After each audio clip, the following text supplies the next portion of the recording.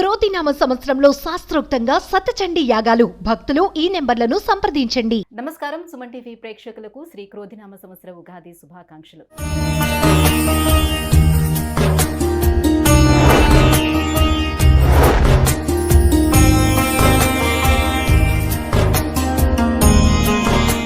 ఈ క్రోధినామ సంవత్సరం ద్వాదశ రాశుల వారికి ఎలా ఉండబోతుంది, అలాగే ఈ సంవత్సరం మొత్తం మీద నవగ్రహాల స్థితిగతులు ఏ రకంగా ఉన్నాయి అనే విషయాన్ని తెలియజేసేందుకు మనతో పాటు ఉన్నారు జ్యోతిష్య రత్న, జ్యోతిష్య చక్ర వైభవ నిపుణ డాక్టర్ రాళ్లపల్లి రవికుమార్ గారు.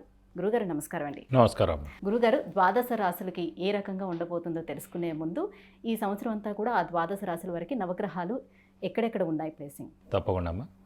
శరదిందు సమాకారే పరబ్రహ్మ స్వరూపిణి వాసరాపీఠ నిలయే సరస్వతి నమోస్తుతే. సుమన్ టీవీ ప్రేక్షకులకు శ్రీ క్రోధినామ సంవత్సర ఉగాది శుభాకాంక్షలు. ముఖ్యంగా నవగ్రహాలంటే మామూలుగా బుధుడు కానివ్వండి, రవి కానివ్వండి, అవన్నీ 20 రోజులకి మారుతుంటాయి ఒక రాశి నుంచి ఇంకో రాశికి. అలాగే శుక్రుడైనా 20 రోజులు మారుతాడు, కుజుడు 45 రోజులు, రవి నెలనాడు. కాబట్టి ముఖ్యంగా మనం తీసుకోవాల్సిన గ్రహాలు మటుకు 4 అండి. ఒకటేమో గురు, సంవత్సరం కాలం అక్కడే ఉంటారు కాబట్టి. రాహుకేతులు ఏడార్థానికి ఒకసారి మారుతారు కాబట్టి. నెక్స్ట్ వచ్చేసి శని వచ్చేసి 2.5 సంవత్సరాలకు ఒక రాశి నుంచి ఇంకో రాశిలోకి మారుతారు కాబట్టి. ముఖ్యంగా మనం గోచారం చూసినప్పుడు, సంవత్సర ఫలితాలు చూసుకున్నప్పుడు మటుకు గురువు, శని, రాహుకేతుల పొజిషన్ ఈ సంవత్సరం అంతా ఎక్కడ ఉన్నాయో చెప్పుకుంటే సరిపోతుంది. ఎందుకంటే మనం ఏం గోచారం చెప్పుకున్నా కూడా ముఖ్యంగా ఆ 4 గ్రహాలని బేస్ చేసుకుని చెప్పాలి. ముఖ్యంగా గురువు వచ్చేసి మనకి 1/5/2024 నుంచి వృషభ రాశిలోకి గురువు సంచరిస్తాడు. సో గురువు అక్కడ ఉంటాడన్నమాట ఈ సంవత్సర కాలం వృషభ రాశిలో. నెక్స్ట్ వచ్చేసి రాహు ఆల్రెడీ మనకి మీన రాశిలో ఉన్నారండి ఈ సంవత్సరం. అంటే నెక్స్ట్ ఏడాది దాకా కూడా రాహు అక్కడే ఉంటాడు సంవత్సరం అంతా.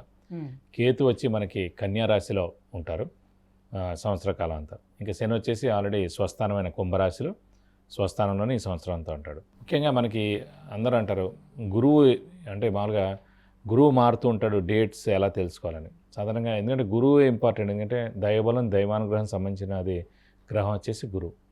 ఎలాంటి శుభకార్యాలు జరిగినా, అంటే ముఖ్యంగా ఒక చిన్నపిల్లాడు 10th క్లాస్ ఎగ్జామ్ పాస్ అయ్యాడు, అయితే ఇంటర్లో చేరుతున్నాడు, అడ్మిషన్ అంటే ఇంజనీరింగ్లో చేరుతున్నాడు, అంటే మాస్టర్స్ చేస్తున్నాడు, అయితే మెడిసిన్ చేస్తున్నాడు. అలాగే ఉద్యోగం, ఫస్ట్ ఉద్యోగం, ప్రమోషన్, అలాగే గృహం, వాహనం, వివాహం, సంతానం, ఇవన్నీ కూడా చేరాలంటే కనుక గురుబలంతో సాధ్యం. అంటే గురువు ప్రతి సంవత్సరం ఒక రాశిలో ఉంటాడన్నమాట. కాబట్టి ఆ గురువు ఆ సంవత్సర కాలంలో ఆ రాశుల వాళ్ళకి 2వ స్థానంలో ఉన్నాడా, 5వ స్థానంలో ఉన్నాడా, 7వ స్థానంలో ఉన్నాడా, 9వ స్థానంలో ఉన్నాడా, 11వ స్థానంలో ఉన్నాడో చూడాలి. సో 2, 5, 7, 9, 11 స్థానాలు శుభ ఫలితాన్ని ఇస్తాడు గురువు.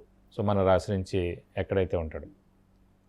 కాబట్టి ఆ గురువు అనేవాడు ఎప్పుడు మారుతాడని ఎలా తెలుసుకోవచ్చు అంటే పుష్కరాలు ఎప్పుడైతే స్టార్ట్ అవుతాయో ఆ రోజు నుంచి మనకి గురువు వేరే రాశిలోకి మారినట్టమాట. సో ఈ సంవత్సరం నర్మదా నది పుష్కరాలు స్టార్ట్ అవుతున్నాయి, అది కూడా 1 మే నుంచి స్టార్ట్ అవుతున్నాయి. కాబట్టి 1 మే నుంచి గురువు వృషభ రాశిలోకి ప్రవేశించి సంవత్సర కాలం అంతా అక్కడ ఉంటాడు.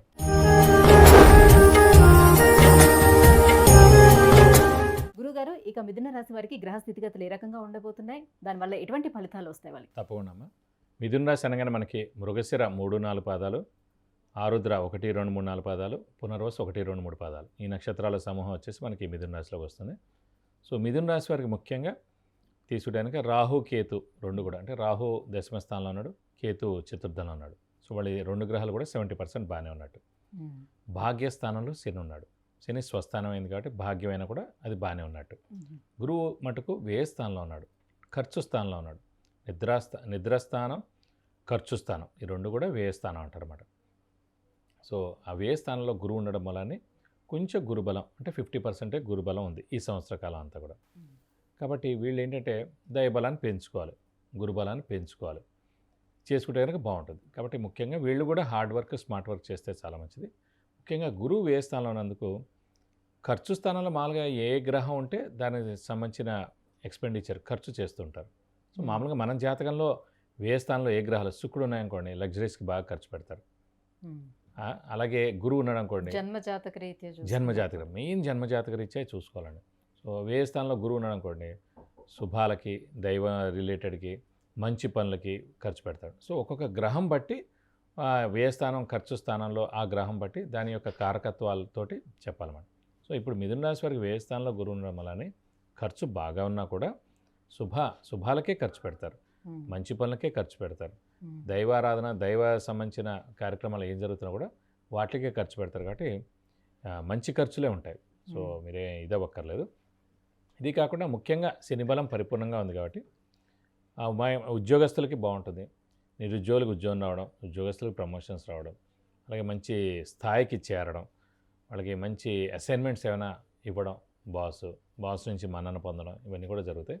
అలాగే ముఖ్యంగా వీళ్ళ ఆరోగ్యం, ఆయుష్ కూడా వాళ్ళ ఇంట్లో వాళ్ళది కానీ వాళ్ళకి కూడా చాలా బాగుంటాయి. అలాగే ముఖ్యంగా శ్రమ, కాలం, ధనం కూడా వ్యర్థం కాకుండా ఉంటుందండి. ఇంకా అవసరానికి డబ్బులు సమకూరుతాయి, రావాల్సిన బాకీలు కూడా వసూలు అవుతాయి. సో అదృష్టం కూడా బాగానే ఉంది. ఎందుకంటే శుక్రుడు అదృష్టకారకుడు అయ్యాడు కాబట్టి శుక్రుడు కూడా మనకి ముఖ్యంగా 20 రోజులు ఒక రాశి నుంచి ఇంకో రాశిలోకి ప్రవేశిస్తుంటాడు. కాబట్టి తులారాశిలో ఉన్నప్పుడు స్వస్థానం, వృషభ రాశిలో ఉన్నప్పుడు స్వస్థానం, మీనరాశిలో ఉన్నప్పుడు ఉచ్చస్థానం. కాబట్టి ఇంచుమించుగా 60 to 70 రోజులు ఏడాది మొత్తంలో వాళ్ళు స్వస్థానంలో ఉచ్చలో ఉంటారు. కాబట్టి అదృష్టం కూడా బాగానే ఉందని చెప్పుకోవాలి.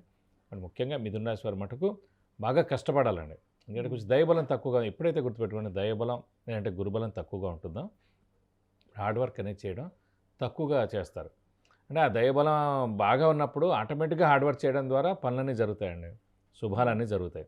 ఎప్పుడైతే హార్డ్ వర్క్ సంబంధించింది లేదంటే ఈ దైవబలం సంబంధించిన గ్రహం తక్కువగా ఉందో, బలం తక్కువగా ఉందో హార్డ్ వర్క్ చేయడం మానేస్తారు ఆ సంవత్సర కాలం అన్నమాట.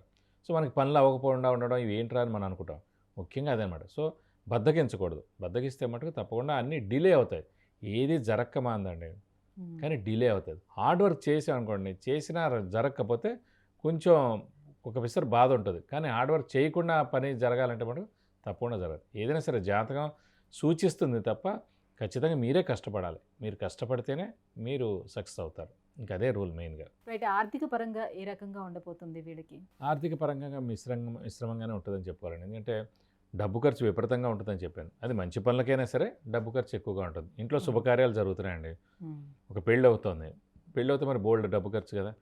ఒక గృహం కొంటున్నారు, ఖర్చే కదా. ఒక వాహనం కొంటున్నారు, లేదా ఇంట్లో కొత్త వస్తువులు కొంటున్నారు, లేదంటే పిల్లల ఎడ్యుకేషన్కి సీటు గురించి మీరు ఖర్చు చేస్తున్నారు.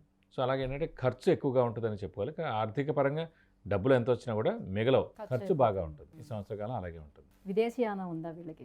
విదేశీయానం తప్పకుండా ప్రయత్నించవచ్చండి. ఎందుకంటే శనిబలం పరిపూర్ణంగా ఉంది కాబట్టి ఖచ్చితంగా ప్రయత్నిస్తే 100% వెళ్ళేందుకు అవకాశాలు ఎక్కువగా ఉన్నాయి. మరి ఇంకా ఎటువంటి పరిహారాలను పాటించుకుంటే మరింత యోగ్యదాయకంగా ఉంటుంది? పోనండి. ముఖ్యంగా ఇందాక వృషభ రాశి వారికి ఎలా చెప్పుకున్నాం, గురు బలం తక్కువగా ఉందని. సో మిథున రాశి వారికి కూడా గురు బలం తక్కువగా ఉంది కాబట్టి వీరు కూడా సేమ్, అంటే దత్తాత్రేయ స్వామిని ఎక్కువగా పూజించడం, ప్రతిరోజు దత్తాత్రేయ స్వామి అష్టోత్తరం చదువుకోవడం, అలాగే ప్రతి గురువారం ఉపవాసం ఉండడం ఈ సంవత్సరం కాలం. అలాగే దత్తాత్రేయ స్వామి టెంపుల్స్కి వెళ్ళి 41 ప్రదక్షిణాలు గురువారం రోజు చేస్తే మంచిది. అలాగే ఆయన దత్త క్షేత్రాలు ఎక్కడైతే ఉన్నాయో ఈ సంవత్సర కాలంలో ఎప్పుడైనా వాళ్ళని దర్శిస్తే కూడా చాలా మంచిది. ఇంకా తక్కువగా అనిపిస్తే, కొంచెం పనులు జరగకపోతే కూడా ఖచ్చితంగా గురువుకి 16,000 సార్లు జపం చేయించి శనగపప్పు కేజీంపో, ఒక yellow lungi, 1000 rupees worth gold item దానం ఇస్తే కనుక దోషం మొత్తం ఏమన్నా కూడా అన్నీ తొలగిపోతాయి. ఎప్పటి వరకు గురువు 12వ స్థానం వరకు? మనకి నెక్స్ట్ మే దాకా అండి. ఇప్పుడు ఫస్ట్ మే నుంచి స్టార్ట్ అవుతుంది, సంవత్సరం పాటు. ఎప్పుడైనా సరే ఫిక్స్డ్, ఏ రోజైతే స్టార్ట్ అవుతుంది ఇంచుమించు సంవత్సరం కాలం పాటు అక్కడే ఉంటాడు అనమాట. కాబట్టి ఈ ఏడాది అంతా కూడా కొంచెం గురుబలం తక్కువగా ఉంది కాబట్టి, సో దైవబలం తక్కువగా ఉన్నప్పుడు పనులు ఏం జరగవు అనమాట. కాబట్టి ఈ చిన్న పరిహారం, గురువారం ఉపవాసం, దత్తాత్రేయ స్వామిని పూజించడం, ప్రతిరోజు దత్తాత్రేయ స్వామి అష్టోత్తరం చదువుకోవడం, ఆయన ఉద్యోగ ప్రయత్నాలు అట్లా చేసినా కూడా ఫలించే అవకాశం ఉండదంటారు? ఉంటుంది. అలా అంటే 50-50 అనమాట. బాగా కష్టపడితే కానీ అవ్వదు అలా అనమాట. సో ఈ దైవబలం పెంచుకోవడానికి తప్పకుండా మనం అనుకున్న పనులన్నీ తప్పకుండా నెరవేరుతాయి. గురుగారు, మిథున రాశి వారికి ఈ క్రోధినామ సంవత్సరం ఎలా ఉండబోతుంది ఏంటనే విషయాన్ని తెలియజేసినందుకు ధన్యవాదాలండి. నమస్కారం.